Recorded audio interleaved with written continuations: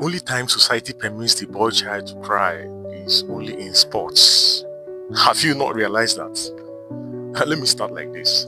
If a boy cries because he's heartbroken, people say, bro, shut up, be a man. If he cries because he's overwhelmed, he's tired, he's stressed, we say, bro, you're weak. If he cries because life is choking him, problem is here and there, or he's trying to cope with life, we say, man, don't cry, stop crying. But let that same boy support the football club and let that team lose in the last minutes, just like Nigeria lost. Suddenly, society will bring him tissue paper. They will hug him. Sometimes they will even zoom the camera so that they will know that boys actually cry. Nobody will tell him to be a man. They will only tell him that he really loves the game and that is very interesting for him, that he should cry.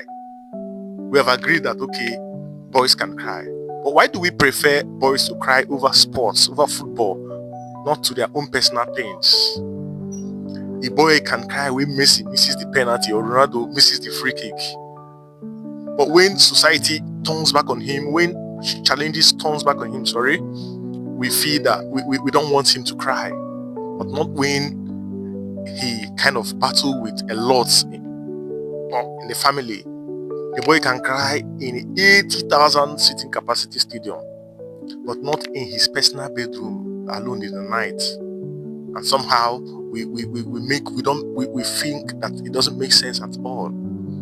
Let's be honest, please. Sports is the only social place where a boy is accepted to cry, to numb his pain. In the stadium, it is comfortable for him to cry. He's allowed to shout, to scream, to break down, to feel disappointed, to express his emotions. And nobody calls him weak. But take that same emotional release and attach it to his personal experiences, unemployment, academic failures, depression, abuse, neglect, pressures to provide for the family from an early stage. Suddenly, crying becomes a crime. Yet, the statistics keep telling us something. Globally, men die by suicide higher rates than the women. In many African countries, young men are less likely to seek for help. Not because they don't feel pain, but because they were trained to hide it. It's a crime to cry.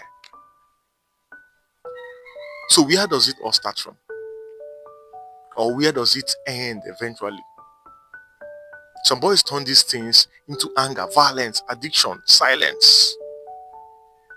Others turn into complete silence and depression, and you don't know what is happening. But here is the irony.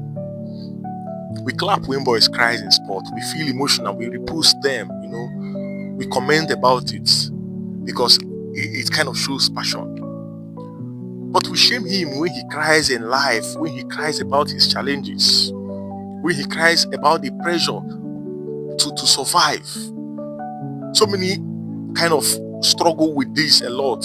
Maybe the society feels comfortable when he cries to entertain us in sports.